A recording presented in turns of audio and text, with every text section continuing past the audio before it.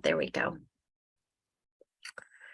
Great. So I'm just thrilled everybody's here, and we will go ahead. Oops, there's more folks coming in the waiting room. I think we're okay. Okay. So I'll go ahead and put up the blessing. And just before I do, I really want to encourage everyone to really mark this as the beginning of your Elul preparation, to really kind of,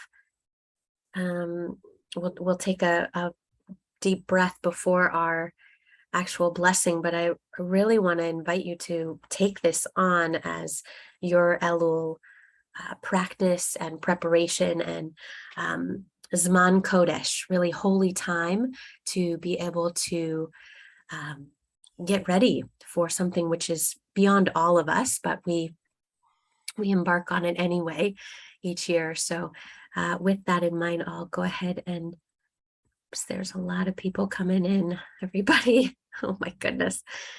John, you're always right about that, right? That they zoom in. Here they go. Here they come. Great. So I'll put up the blessing and invite us to take a deep breath and find our seat and find our crown, kind of the ladder between heaven and earth that is our spine, that is our being.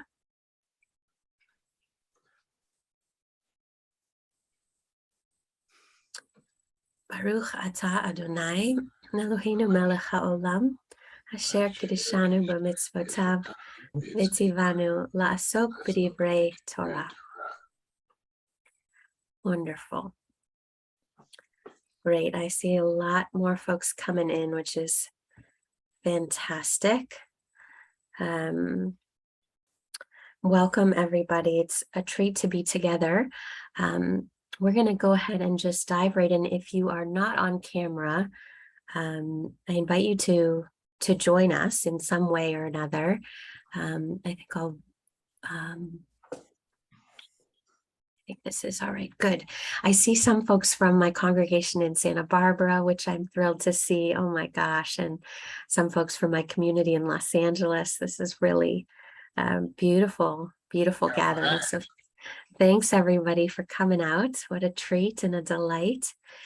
So we are embarking on a 4-part series that is really a holistic approach to thinking about how might we, as physical beings, prepare for a deeply spiritual experience.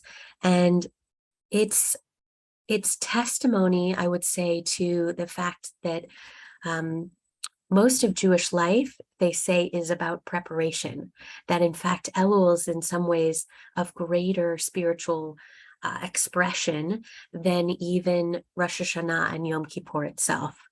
So just know that we are, this is not just kind of the warm-up. Traditionally speaking, we have begun, and this is it. So if you have or want to dedicate even a piece of paper as your journal, or as a space to just doodle, but with kavanah, with intentionality, really welcome you to grab something that will serve as a link between these 4 sessions for us, a tiny bit of scaffolding to how these 4 conversations will emerge. They are each jam-packed. We have an hour for each of them. And I'm going to, tonight especially, be giving a fuller kind of overview of the 4 worlds themselves, and then diving into the specific physical element that we're going to be working with and pairing with one of those 4 worlds. And then for each of our sessions, I've invited an expert, someone who lives in relationship with the particular physical element that we are going to be focused in on. And the goal, and then I'll bring it back and give you sort of a homework, a takeaway, a tool that you might explore for the week to come. So how does that sound to everybody? Good. Okay. So you know the GPS of where we're headed. And in the chat, if you'd like to, just make a note of what brings you here. I don't want to, I would love to, in a dream world, give us all time to go around, but instead I invite you, if you'd like to, just in the chat, what brings you here tonight? Is it the conversation around sleep? Is it a conversation around Elul and your own preparation? Is it a conversation about grief? What is alive for you in your heart right now that you want to twin with the conversation that we are about to have? So I'll just give you all a moment to do that. Go ahead and queue up our nice. I've seen Philip for the win.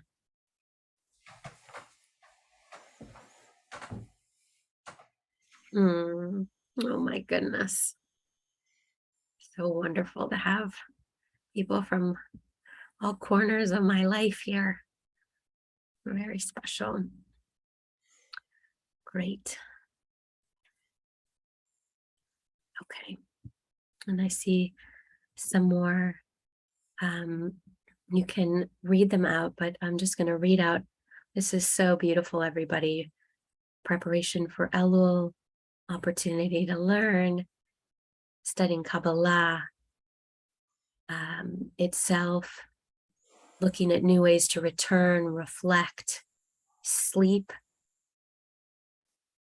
right? Deepen my Elul preparation. How am I to be who I am? Great. Stir up those feelings in my spirit and my body. Wonderful. Kabbalah and community, Elul. Oh, wonderful. And some kudos. Great. So this class, I'll just say, how I got here. And Janine, you were a little bit of the inspiration for thinking about, what do I need to prepare and how do I want to go about it? And for me, the physical is really my entryway into conversation with spirit. It is my most readily sure way to find my breath and to find God's expression through my body. And so I wanted to really curate a conversation among some of the teachers that I know and invite some teachers, like tonight we are learning with Neil, who I haven't, who I've talked with but haven't learned with. So really to curate some conversations so that you could hear multiple voices about how is it that we might prepare. So I'm going to dive right in. If anybody has questions or thoughts along the way, please holler out. Where we're going to start, and we're going to start here each of these 4 sessions, is with a melody that comes from the Parsha Vayetchanan. We just actually visited Vayetchanan a couple weeks ago. And it is the idea that there is nothing else but God. And why I brought this text is because my sense of theology is that it's this kind of multifaceted diamond that people have all sorts of metaphors for, like diamonds, or inlets for, or names for, or religions for. And ultimately, at the core is a sense of oneness, I guess you could call it, or at least a center axis about the conversation itself. So that to me is this idea of Ein Od, and we'll use it as a frame to think about these 4 elements and these 4 worlds, because ultimately we could say 4, we could say 8, we could say 10, 3672, there are endless holograms, endless kind of ways to ways to speak about spirit. But I think at the core of all of these is spirit. So that's why I wanted to start here. So I'll chant it, and you're invited to sing out loud, on, unmuted, muted, whatever you like. I'll just take us through once, and then you're welcome to join.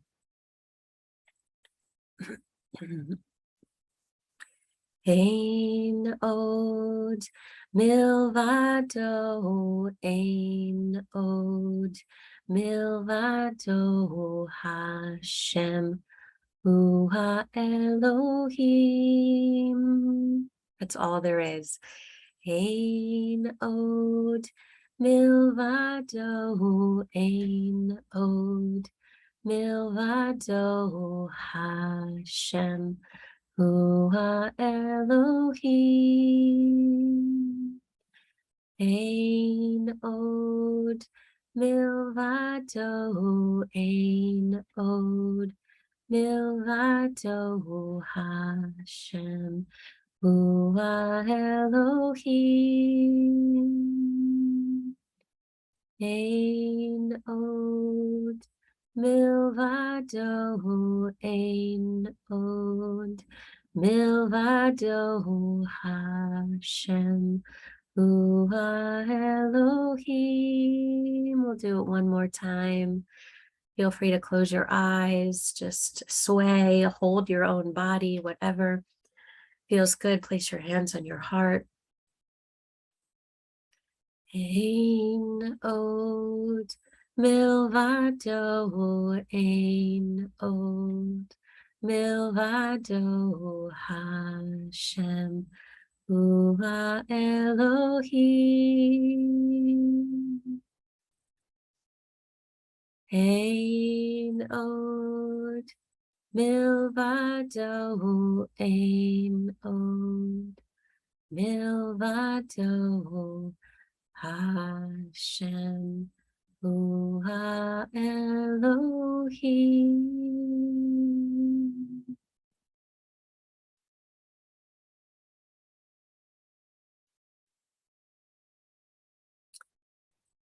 Wow.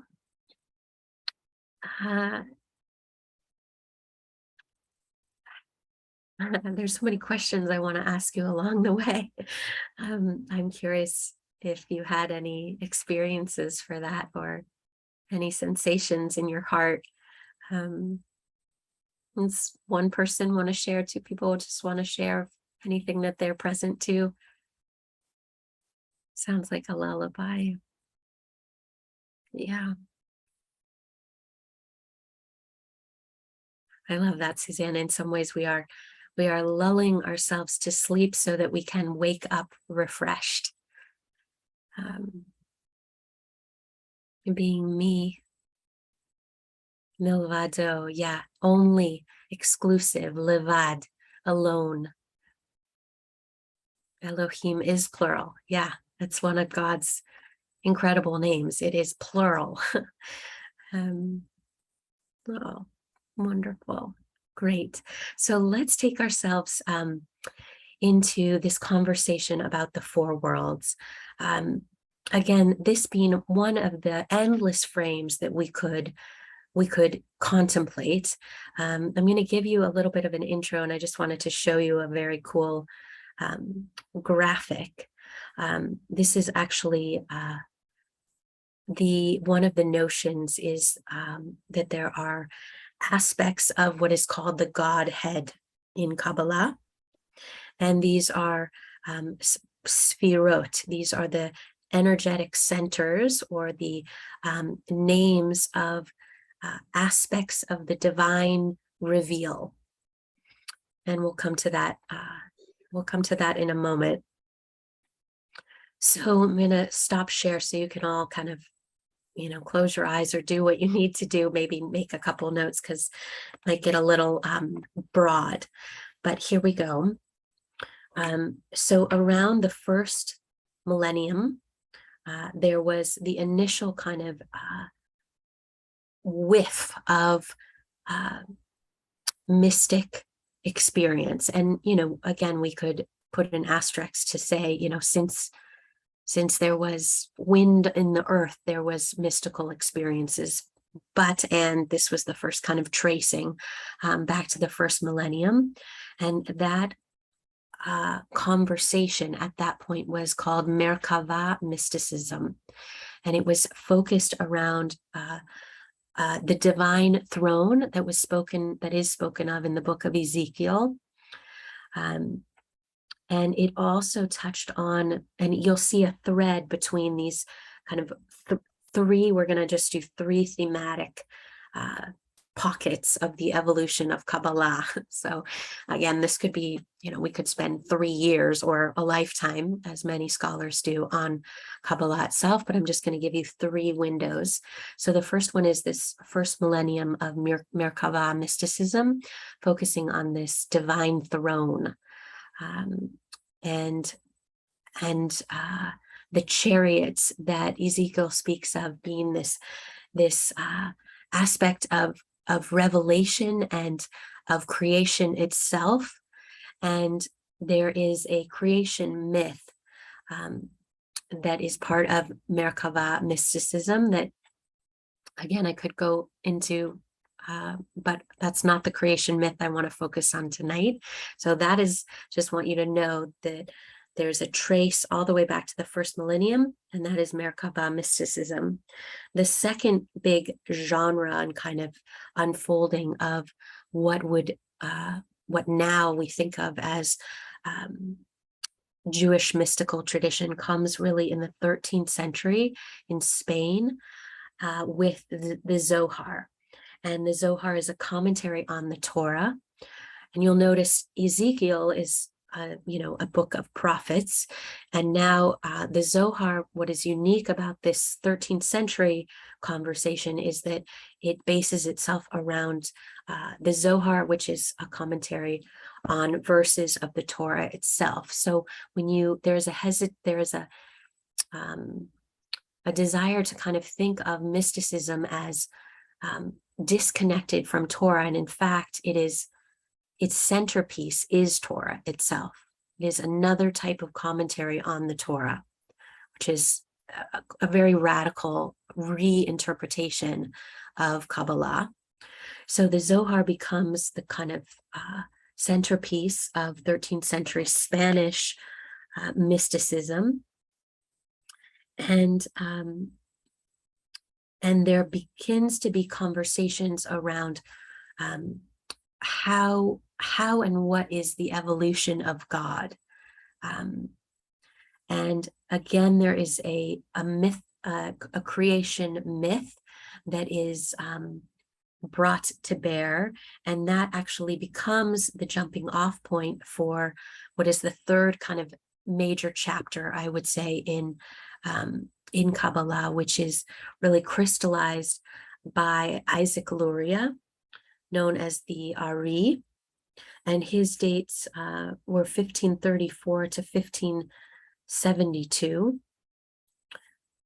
It's incredible the impact when I'm just looking at, he didn't live very long, but the impact. And he really brought together, and I'm going to take us to the slide that I made here, or the note that I made, so you have it in front of you. The 3 symbols that he really brought together out of his predecessors of Kabbalistic understanding are the idea of Tzimtzum, which one way to think of it is self-limitation. I'll come back to that, of God, of Shvira, the breaking of the vessels, and Tikkun, the mending, the healing, the fixing of those vessels. So I want to focus in for a few minutes now on Luria, Rabbi Isaac Luria, and the kind of what he brought, and the bringing together of this terminology. But I'll pause there to make sure everybody's with me. Does anybody have any questions or need anything? And I'll back up to just say, the reason why we're thinking about this is because the high holidays are endlessly about how is it that we understand God and ourselves and the connection between the two. And Kabbalah becomes a matrix to look at some of the language, some of the metaphors, some of the experiences of what it means to be a souled person, SOULED. So I'll show you what Luria does, which is pretty fascinating. And again, this is coming out of probably lived experience, I would say, but also its predecessors of back to the first millennium. So this is this cool image. I was Googling for, what is an image of the breaking of the vessels? And I found this cool image. The narrative, and I'll do this in a bit of shorthand. The narrative is that there were these vessels in the world, and that God withdrew God's presence. It was that there was literally ein od, that there was nothing else in the world except for God.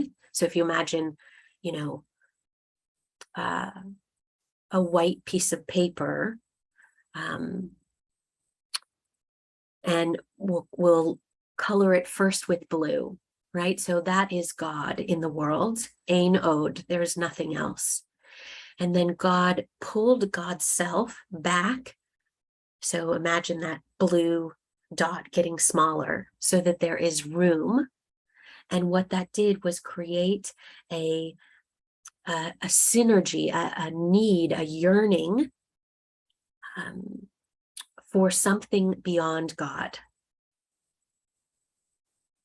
If your brain doesn't hurt yet,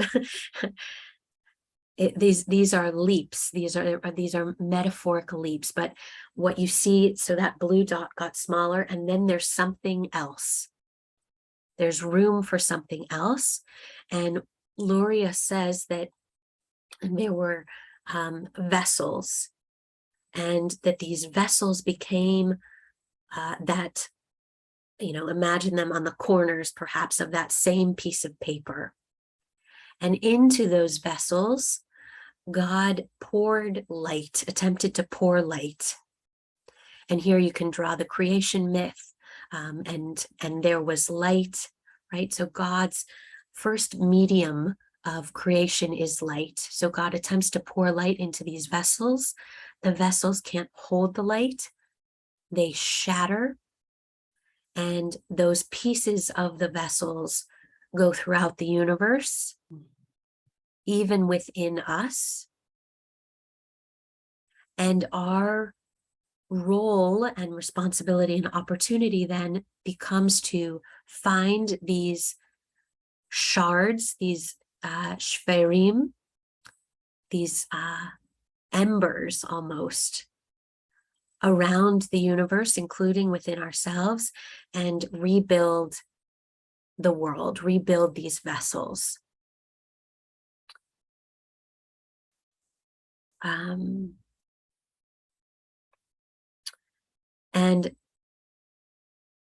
I'm just looking at all the things I didn't tell you about along the way. Chaim Beital, anyway, Moshe Idel, there's so much more, but we'll start with what we have. So that becomes the myth of Luria, the kind of creation myth of Isaac Luria. I see, somebody posted, great, a story of Luria. Reminds me of the conundrum I was facing earlier this year, that God is all, the good and the not good. Yes, absolutely. Ein od, the salty and the sweet. The two YouTube links I posted are a group just called Live Kabbalah from Israel, that there's a whole bunch of them for free on YouTube that really go into depth about what you're just saying. Like the Tree of Life, I think they're on class number 16 or 17 now, and it goes into detail if people want to learn more. Yes, thanks. Noah, I love your new name. Spectacular, Mazel Tov. And Sabina, I see, is writing, and you writing about what the vessels are made of. Yeah, that's such a fabulous question. I mean, they're breakable. I've always thought of them as clay, but I'm not sure what the specific, I love that question though. If you find out, let me know. And what Noah just mentioned, the tree of life, yeah, that's one interpretation. The tree of life becomes a name for, this was Chaim Vital's understanding in the 16th, 17th century around how he understood the divine world based around the tree of life in the Garden of Eden. So as you can tell, this language is hyperlinks to, genres. And what I'm, let me just go back to my notes so I can stay with where I plan to go. Oh, great. This is what I wanted to show you next. So if that wasn't enough, there is, along the lines of there being endless metaphors, one of the tools of Kabbalah is the use of the Hebrew letters themselves. And the Tetragrammaton, the shorthand for the name of God, which is Yud He Vav He, becomes a way of understanding the four worlds. So now we're moving into the conversation specific around the four worlds, which there's not a linear progression. If you're trying to figure out like, oh, do we first have, the Merkava, the chariot, and then we have the tree of life, and then we have the vessels, and then we have the four worlds. No, there's not a direct progression. These are all, I would say, branches on the tree of understanding. And one of those branches, one of those kind of further details of how you look at the world becomes this language of the four worlds. And this is, tonight we're looking into the first of those four worlds. And I wanted to give you a little bit of background. So the Yud is Atzilut, and this is basically the upper, these are the upper, actually these three become the upper sphirot, the kind of centered around the head itself of Chochmah, Bina, and Da'at, of the energetic centers in the upper part of our body. This is where the acronym of Chabad comes from, Chochmah, Bina, and Da'at, a name for these three energetic centers, these three sphirot. And what I wanted you to get here is actually in this column, because this is a great way if you're sort of saying to yourself, what on earth is she talking about? I have no clue of how to grapple with this.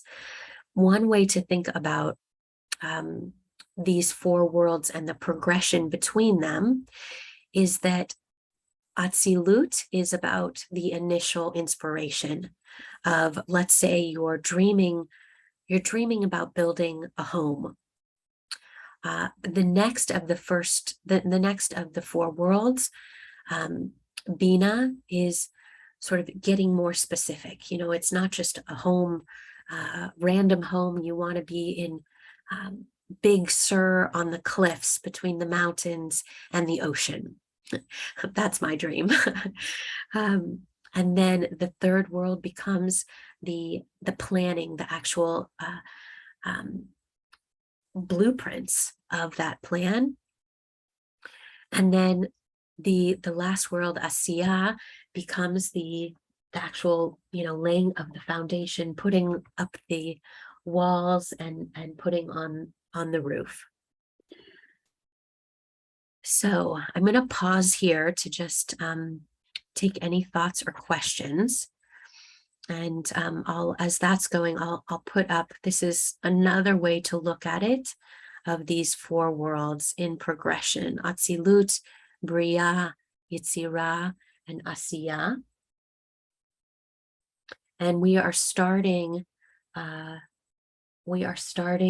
in the center. We are starting with Asiya. So any questions, thoughts, comments, insights?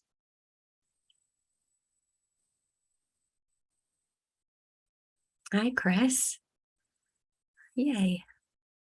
So good to see everybody, Shelley.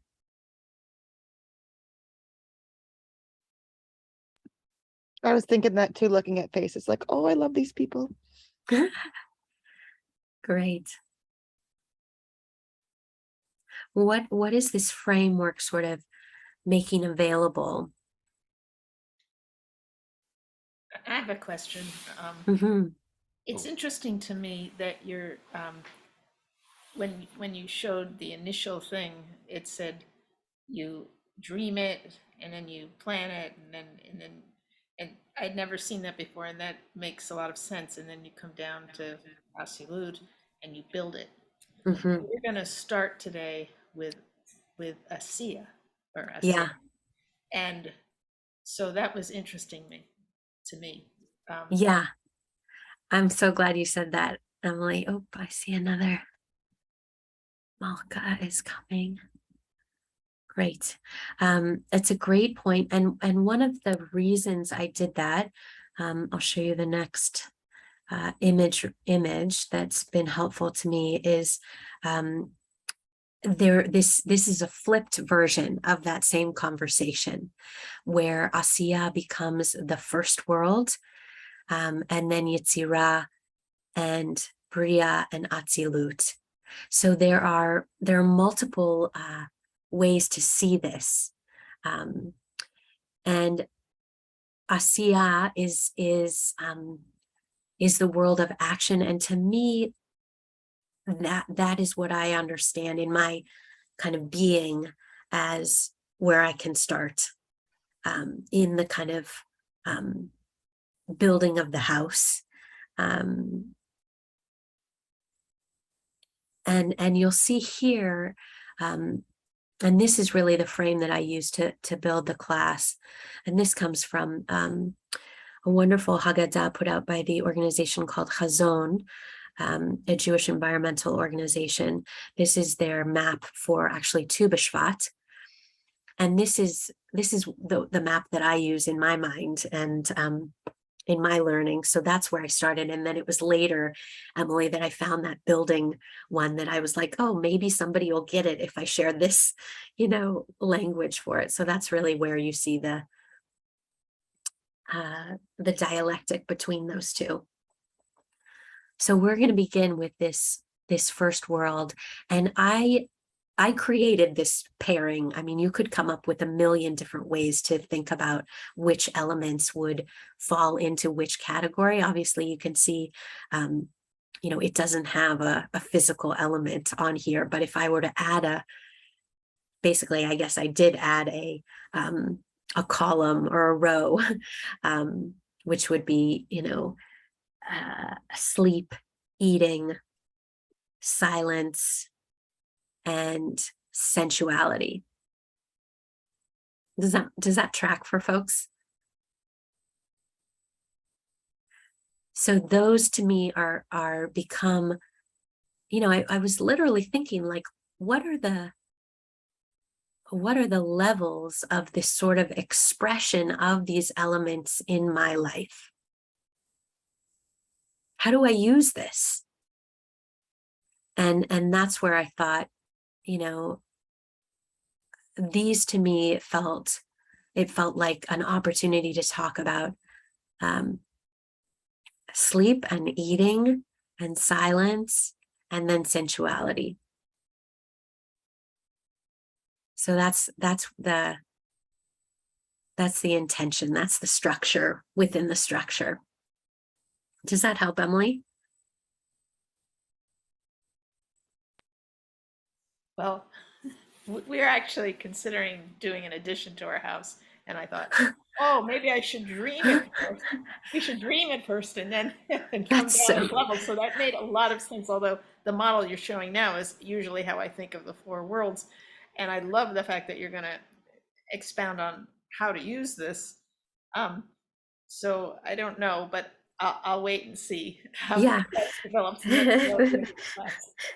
It is Yeah, no, interesting because there's another perspective. My inclination is often, oh, let me get some lumber and a saw and see what comes out. right. Sculpting.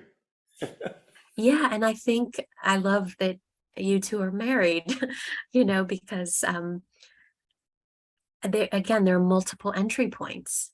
And these physical elements are also entry points. I mean, sleep is anyway, so let's get into it a little bit more and then we'll see what happens. So this is a piece I wrote a long time ago that kind of still cracks me up. Does somebody want to read this? I'll I read. can read. Cool. Go ahead, Janine. I'll read another time. Okay. 4 worlds, you say, 4 ways in this giant planet, 4 ways to see and be seen. Come on, we can barely handle 1 world, yet alone 4.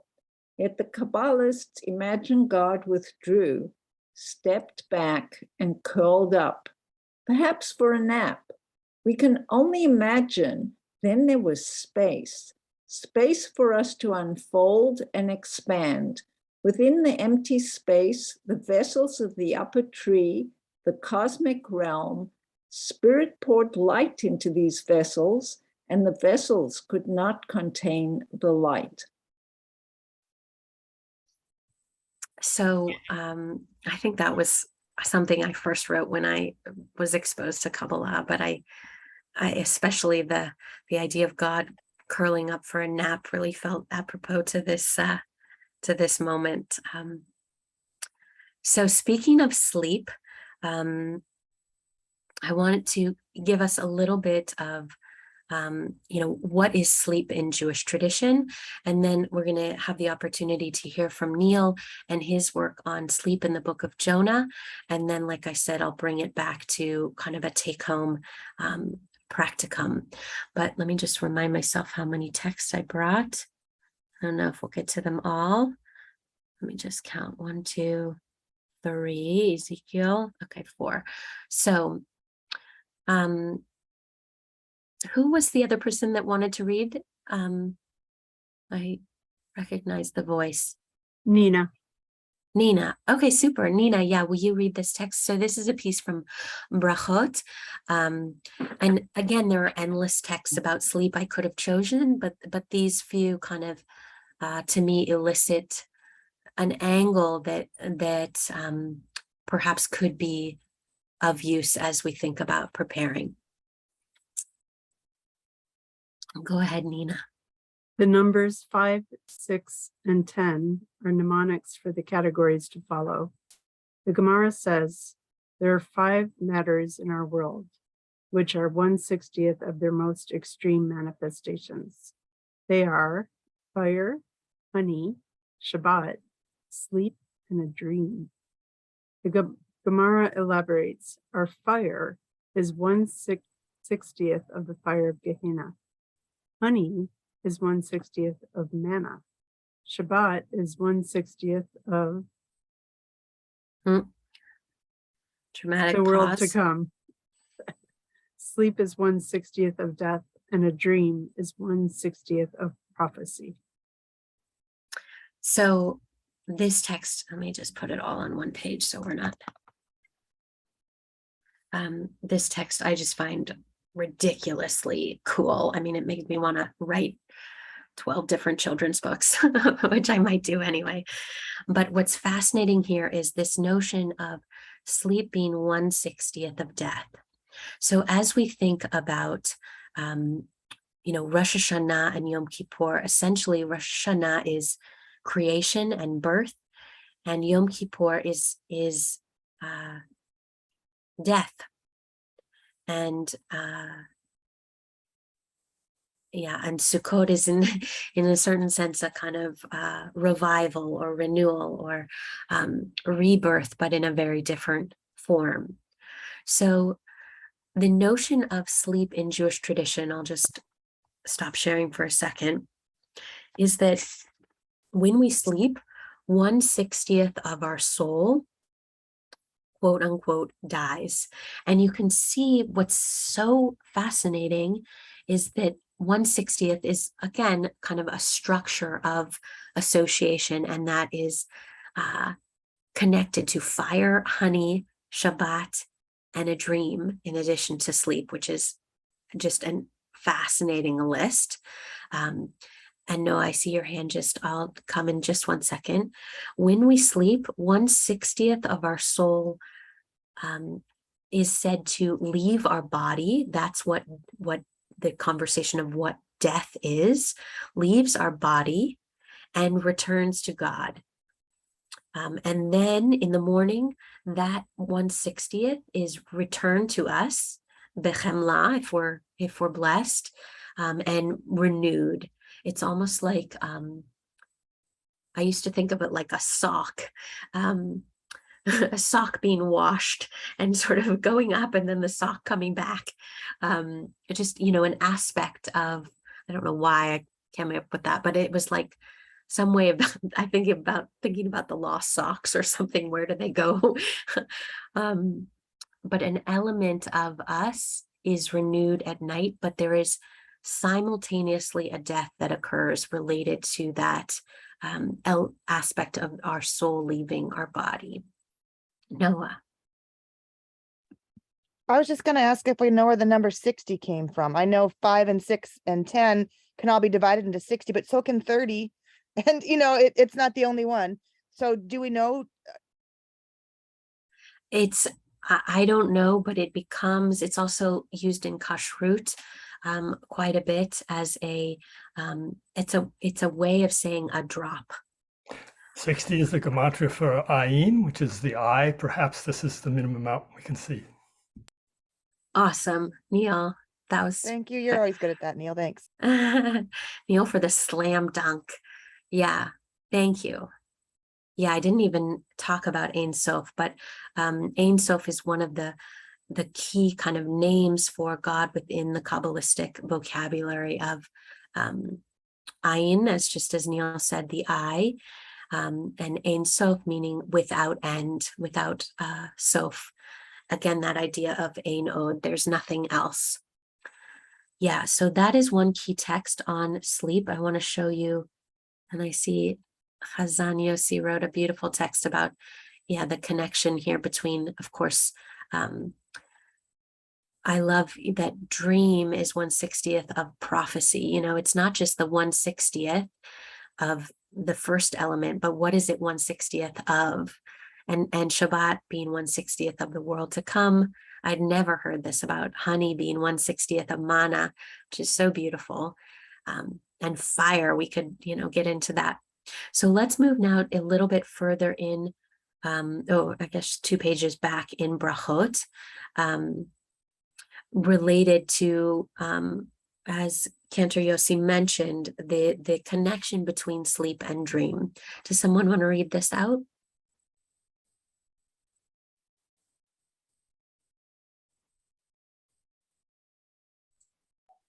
I'm happy to read it. Great, thanks.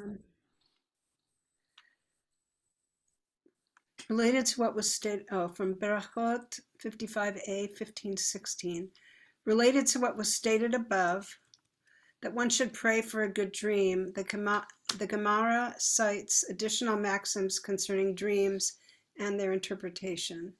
And Rav Hista said, a dream not interpreted is like a letter not read. As long as it is not interpreted, it cannot be fulfilled. The interpretation of a dream creates its meaning.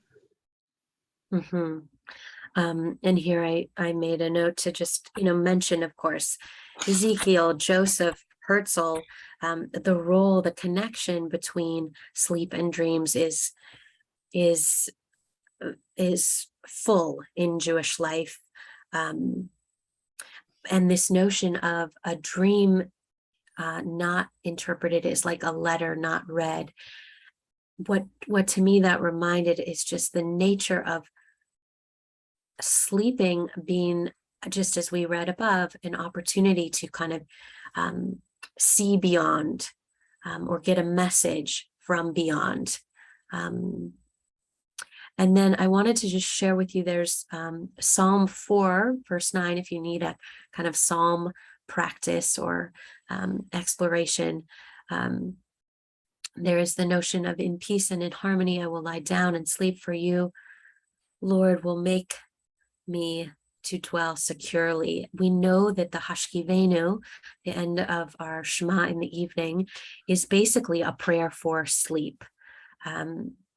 Because of the precarious nature, coming back to that first text of, there was the idea, not only could we die in our sleep, but of incredible danger that was, around us when it got dark and night came. And in fact, there's an initial story about the first two people, Adam and Chava, who thought, when the night came, that the world was ending.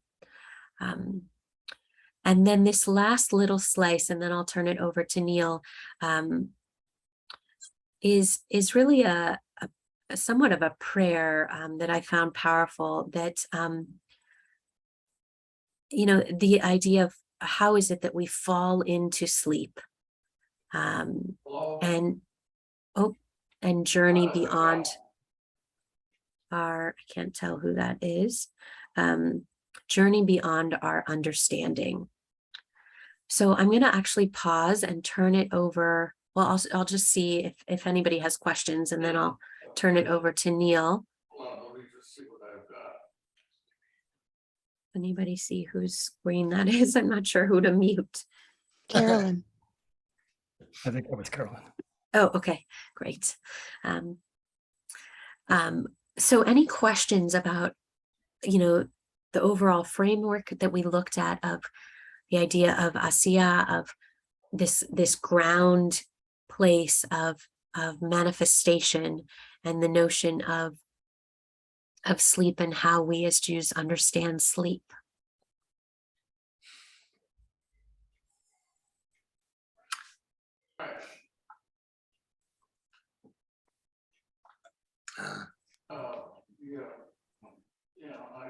So I have a question.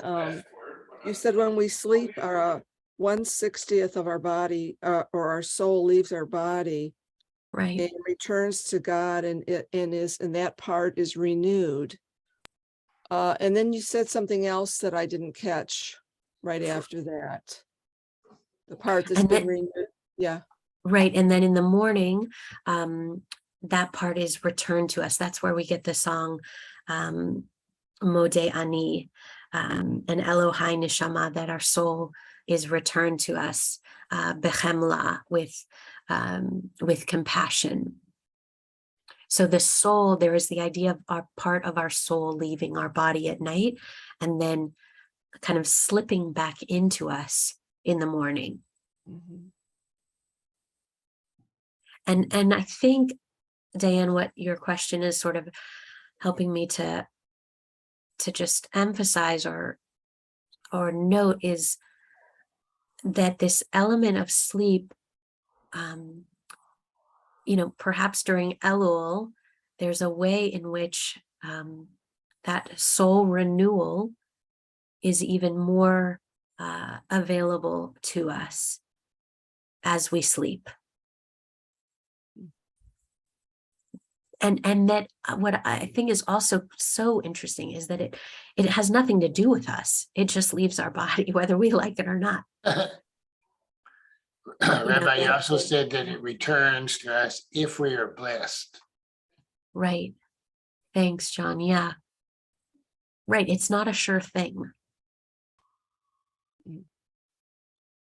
And I thought there was another aspect that you had mentioned, but maybe not after that. Let me look at the sheet. Maybe does anybody else remember? I'm trying to remember. So the dream, was that maybe No, what you no, it was just about the part that leaves our body. Oh, There was something else that was mentioned, not in the writing. Oh, Well, I told you about the That's okay. sock idea. That's okay. But another other element is that when we sleep in the morning, the first thing we do is wash our hands traditionally, Right. and that's also related to this idea of either having seminal emissions and or just the notion that sleep in and of itself is connected with death. Mm. And that in the morning, that kind of little mikvah that we do with our hands is the kind of return to life. Mhm. It's a very strong idea, and I know, might not be comfortable. It's quite uncomfortable to think about when we're dying that 1/60th of us is being transformed in any way. It makes a lot of sense working in hospice because it is like a fading kind of when you're. And I think that in the Kabbalah, I learned that there's a tav that's put on your head for 30 days before you die, and that you Mm. go down a little bit every day, whether you know it or not. I want to make sure we have time and really the opportunity to hear from Neil. Neil came to me, which was such a blessing, and said, is there a way to connect his research on the book of Jonah, which Neil will show more, but is of course one of our central texts during the high holidays. So Neil, we're just awesomely honored that you're here. Well, thanks so much, Rabbi, for giving me the opportunity. I've got this down to 10 minutes, and so it will be 10 minutes. And this will help us keep in time. And also for those of you who may wish it was going fast, you know how long you have to wait. I'm going to do two things. First, I want to put something in the chat here. Let's see, I can get this in here. Tuck, or not. Yeah, okay. This is a YouTube of a larger version of what I'm going to say. If you're interested, it's and the second thing you told me you could transfer. I can share screen, so I need to be able to do that if that's possible. Okay, and if I remember Zoom, you're capable of taking that back all by yourself at the end if I can't find the button. So that's good. So I'm actually want to do some Kabbalah, and let's just do it. So here I'm going to see if I can get this going here. TikTok, and there we go. So there's a phrase in the Saturday morning service which goes like this: Hashem does not slumber and he does not sleep. He rouses the sleepers and awakens the slumberers. So this is a kind of a curious phrase. We might understand that Hashem needs to stay awake because we've got to keep the world running well, but why is he waking us up, and what is this all about? So I want to unpack this phrase by calling on a book that was written by a fellow by the name of George Leahy. And George Leahy is my master in Kabbalah. I've been working with him for over 15 years. He's probably one of the most interesting Kabbalists living in France. And to go back to what Rabbi Solomon says, this is pre-Lurianic Kabbalah.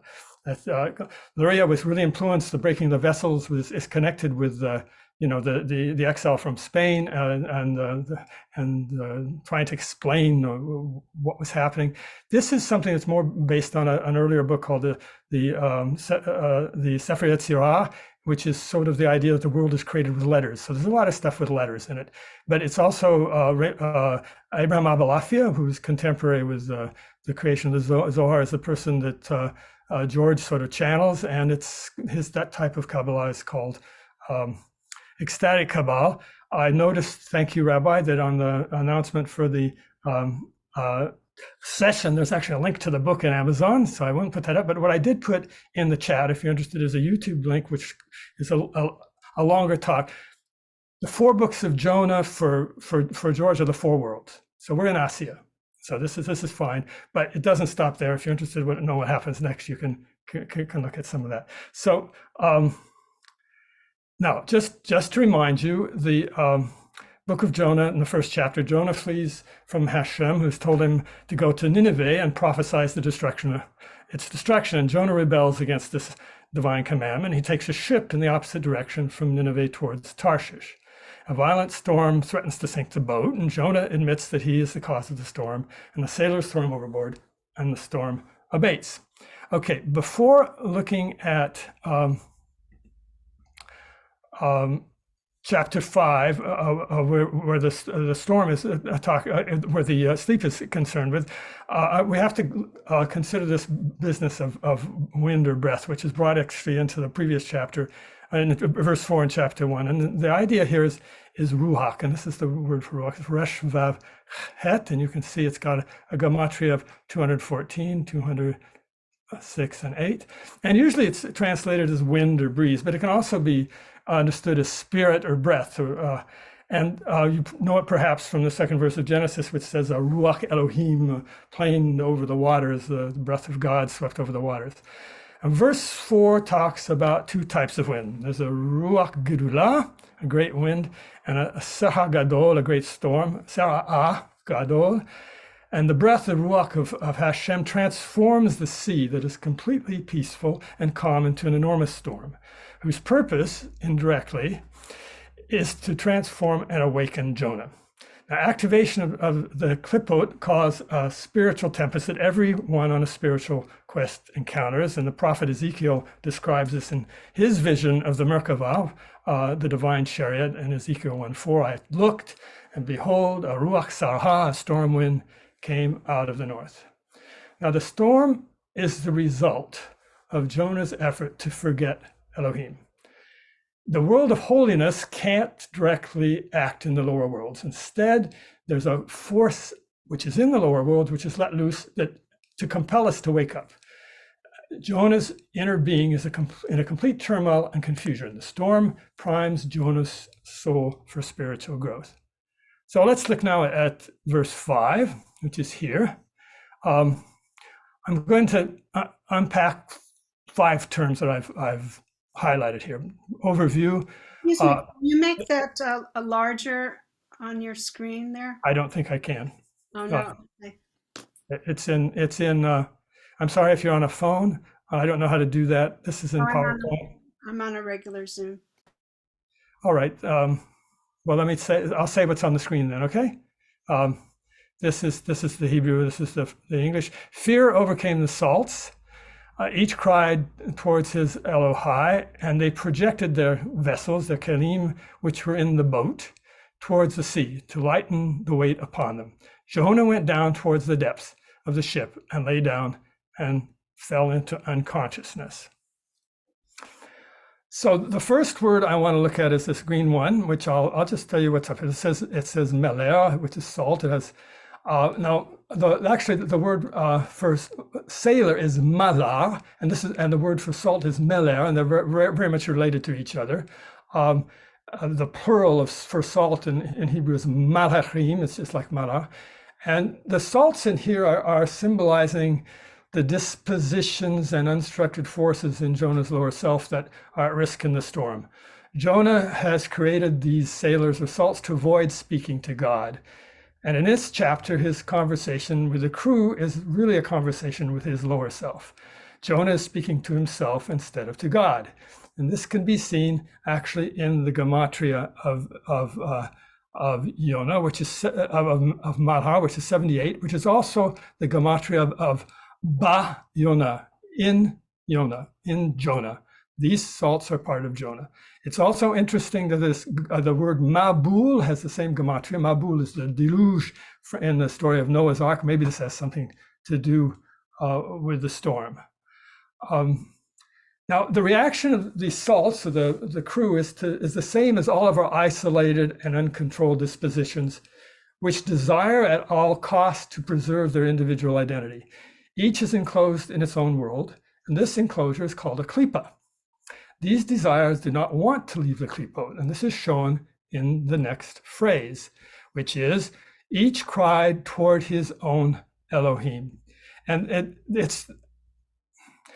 each turns towards his own specific divinity and comforts itself in its separateness and refuses to connect with any other. The objective of spiritual growth in Asya, this world of Asya, here is to unify the sailors and our individual dispositions and achieve a harmonious relation between them. The purpose of the storm, which causes the fear, is to bring about the unification of all the parts of our nature so that we can then embrace the divine unity. The first objective of spiritual quest that Jonah is about to begin is to restore his capacity to speak. Now, this is symbolized by the letter He, which Rabbi Solomon mentioned occurs twice in the Tetragrammaton. And I'll just read this out. So if you can't see it, I'm really sorry if this isn't visible. The word for boat is onia, and onia can be broken into two parts, which says that there's aleph nun yod, which is ani, and then a He at the end. Ani He. I am He. So this boat is Jonah, and he's trying to get his breath back, and this is alluded into this breaking down of Onia. And the Zohar points out that we can do the same thing with the word teshuvah, and it can be broken by the same technique into teshuv He, returning the He, returning the breath.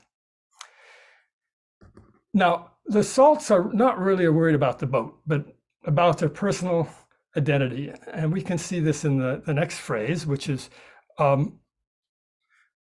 they threw the vessels into the sea to lighten the weight upon them. Now, this is usually translated as to lighten the boat. But if one looks closer to Hebrew, it says, "Lahakal me alehem." There's no boat and there's actually no weight. They're trying to lighten themselves. So and in fact, the breath of God doesn't endanger the boat, but it's only endangering the salts. So the final example here is Jonah tries to avoid God in the storm wind by going down into the depths of the boat and falling asleep. Now, the word to fall in unconsciousness is yerhadem. It's exactly the same word we looked at in our citation from the Nishmat text. It comes from the root yarad, which means to fall or to descend or to go down, but also to lessen, to diminish, and to decrease. Now, Jonah responds to the storm by falling into unconsciousness. But notice an amazing thing, that yarad and ruach have the same gematria, 214. There's an intimate and deep connection between Jonah's sleep and the storm wind. But the storm wind wasn't sent to put him to sleep. It was put there for an entirely different reason, and that's to induce teshuvah, the return of the He, the recovery of breath, so that Jonah can talk to God and begin his spiritual ascension, which starts in chapter 2, 3, and 4, to finish in Azilut at the end of the book of Jonah. And if you're interested in looking at this, I suggest you to look at that short YouTube or the book itself. So my instructions from Rabbi Solomon are to bring this to a close by talking about some practical lifestyle techniques coming from this teaching and how it impacts me, and in particular my preparation for the high holidays. Okay. I guess I would say that the bad stuff that's happening may be a wake-up call from God. The way forward is not complaining or denial, which is sleep, but some sort of transformation to growth through teshuvah. And this isn't easy. I always say to myself, I'm exactly where I'm supposed to be. Now I'll just have to figure out why I'm here. Nachman of Breslov, a Hasidic master from the beginning of the 19th century, said that there's no greater evil than depression or discouragement. It's the action of the Yetzer Hara that wants us to doubt our own abilities or capacities or the appropriateness of what we are doing in order to prevent our spiritual growth. And for the Bratslaver, joy is a mitzvah. He also says that when you encounter new problems or difficulties, it may be a sign that your Yetzer Hara is trying to stop you from moving to a higher level. So I guess I would say that the first chapter of Jonah has two lessons for me as I prepare for the high holidays. First, that the storm that is tossing me right now in my life has been put there by Hashem for me to grow spiritually. And second, I have a choice. I can fall asleep, or I can try to find my voice in this difficult times to recover my breath, He, to discover the narrative that makes sense of my difficulties, to return the He to Hashem, to Shuv He, to Shuv Ha. So I would bless this in the barriers we encounter, especially those we would really like to go away. And may we all awake to the voice of God that is in them, however we envisage God, and find a way to use our difficulties for spiritual growth. And thank you for your attention. Amen. So it's up. Neil, that was really outstanding and so